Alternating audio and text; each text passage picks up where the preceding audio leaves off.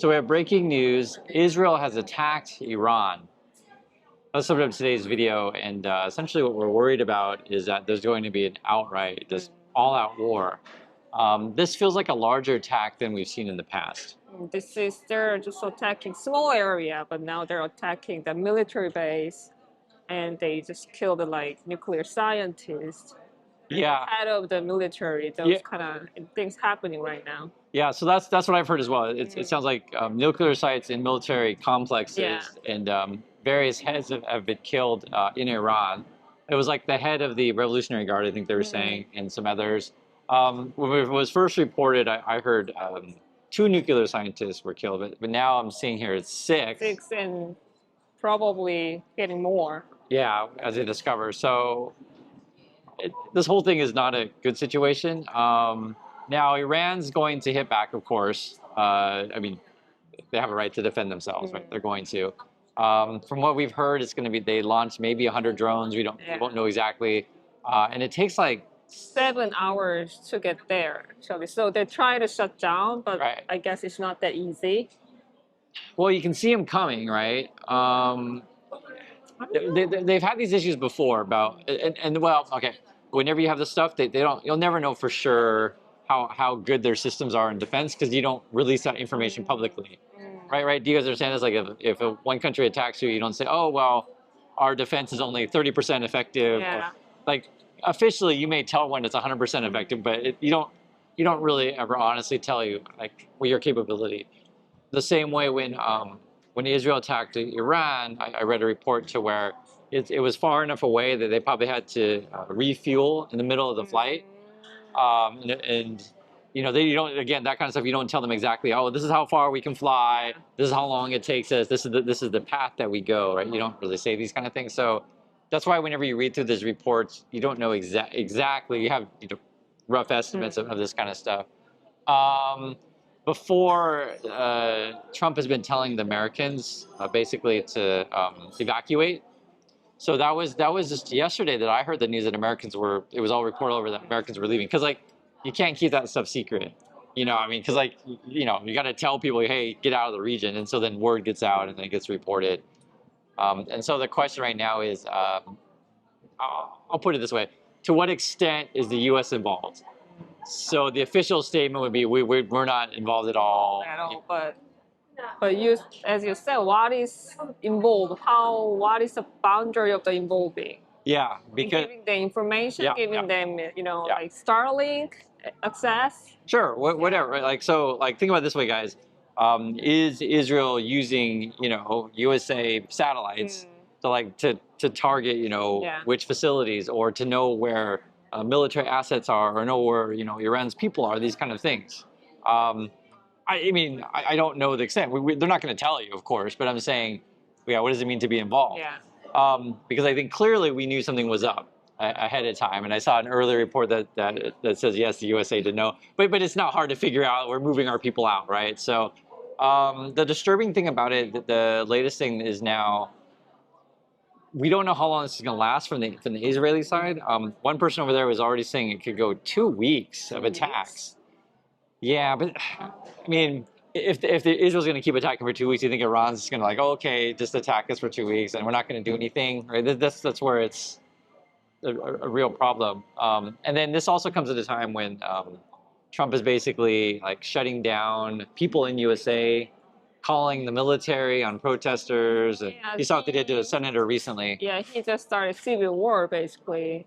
Yeah, I mean, there's basically World War III outside of USA. Yeah. That's what he wants. That's the question, I mean, this stuff with Trump is like so insane. Like everything he does is this. It's all in his interest, right? So there's different ways you can read this if this is what Trump wants. So one would be when a politician's number goes bad, it's like, oh, I'll just start a war to distract you from talking about my bad polling numbers, and hopefully people like then rally around the flag, as we say. I think his latest numbers were at 38%. And then he's trying to have a birthday party parade. Military parade party.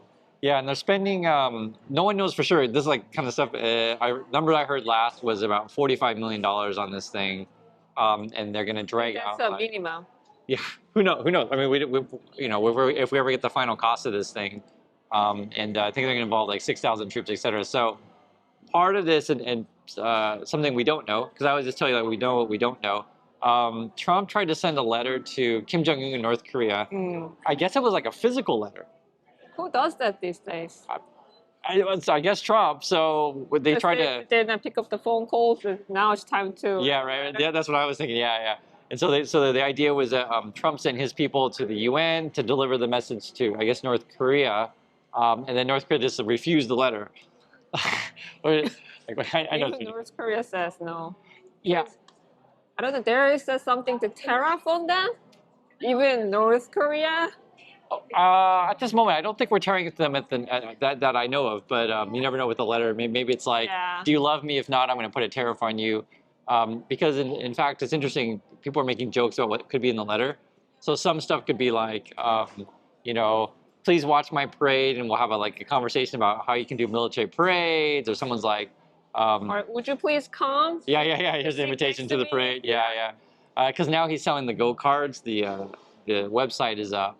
Or, you know, for all we know, it could be something to do with like, hey, you're gonna support us with Israel and that kind of thing. Who knows what's Who the knows? content? Yeah. There's a high chance too, because he's talked about North Korea before as being a big, you know, he got a big, beautiful letter from North Korea, and that North Korea has really good land. It's between, you know, Russia and China. Yeah. South Korea. Yeah. And you can build casinos and hotels. I mean, why not, right? Maybe, you know, Trump is thinking, you know, more hotels and casinos in Iran, Gaza, etc. So actually, we make jokes about this stuff, but this is literally the type of stuff that Trump says, which is the whole thing's ridiculous. So I just want to put it in context because, you know, Trump always promises there'll be no new combat or wars when he's president. That's what he always says, but it's all nonsense. Okay, so this is some of the other headlines. I want to just go over it with you guys. Iran says strikes justify uranium enrichment missile program. So meaning that, because this is always the question. So Israel hits Iran because they say you're building weapons, basically. And Iran says, well, we have to build weapons because you keep hitting us. Right? You guys kind of get where we're going at here? So, like, how do you... They just act like only Iran's building a weapon, right? Right. When you know, obviously, USA's got a bunch of weapons, and Israel has a bunch of weapons, and not only that, USA sells weapons to the region, you know, be it Saudi Arabia or whatever. So, you know, this has always been the hypocritical thing that the U.S. has done, right? And I'm American, and I'm just being honest with you guys and stuff. Like this idea that we stockpile these weapons and then tell everyone else that they can't have weapons. Yeah, you guys still probably, you know, used to sell that old weapons. No, we still do. We still do. Yeah, still, but before you guys used like kind of really old weapons, but now it's a little bit old weapon, probably. Yeah, and we sold old weapons in Taiwan. So I had never heard of this stuff, being an American, until I went to college and started meeting people from other countries, be it from Korea, be it from Taiwan, etc. And it was always like a hot topic for debate or discussion, a better way to say it. And you know, just letting you guys know out there, if you don't have any friends from, you know, various countries, ask them about this kind of stuff because they're talking about quite a lot of money. Weapon sales is massive money. What else is on? Other headlines: Iran launches 100 drones on Israel, and again, we don't know exact number. Also says the Iranian population caught off guard by Israel's attacks. Now, here's the thing that was interesting is when Israel first launched the attack, they like immediately put on the air raid siren and told all the Israeli people to go to the shelters, basically, right? Yeah. So they're basically telling their people, hey, we're attacking and we expect to get attacked. Like, it's not really what I want in my leadership, to basically starting fights, you know? It's not what I want. Israel's going to claim defense here, but literally they are attacking. You're attacking another country. Also says here, widespread support in Iran for retaliation against Israel. And this would be coming from Al Jazeera, meaning that in the region, you know, many countries are going to say you have a right to defend yourself. And that's where it becomes a problem, because if you're on Israel's side, right, then you say, oh, well, Israel has a right to defend himself by attacking Iran first. Like when does it stop? So it's really frustrating, this stuff. There's no win-win, so everyone loses. Here's some comments from you guys. Someone says this from Vivi. Vivi says, anyone remember when Trump was touting, quote, this never would have happened, if I were president, anyone, right? So that's what he was saying during the campaign trail. Here's someone else. Random Anonymous says, this has opened a can of worms. No way will Iran not retaliate. Blame is all on Trump for withdrawing from the nuclear deal with Iran, right? So they've actually been trying to, because Trump, when Trump comes in, he basically, his strategy is rip up anything Biden has done and then try to make a new deal so that Trump can put his name on it.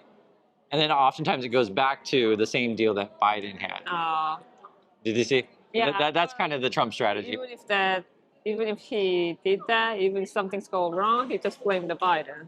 Right. I think you guys know how this Yeah, game is even if played. he signed, then oh no, it's all Biden's fault. Yeah. When in doubt, it's Biden's fault, and then when in doubt, go back to what Biden had after you ripped up Yeah. what Biden did. It's that kind of stuff. Here's some more. I just want to read some more comments from you guys. Christopher says Iran has a right to defend itself. Lindley says Trump torn up the nuclear agreement in the first term, and see what you did, genius. That's what I said. Another person said the USA was 100% involved. Just read a book they're saying regarding about path to defense.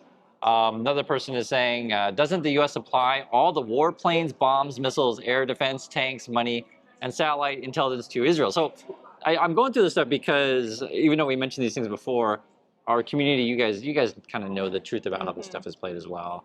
And then from the Trump perspective, he wants to build he's calling it the Golden Dome thing.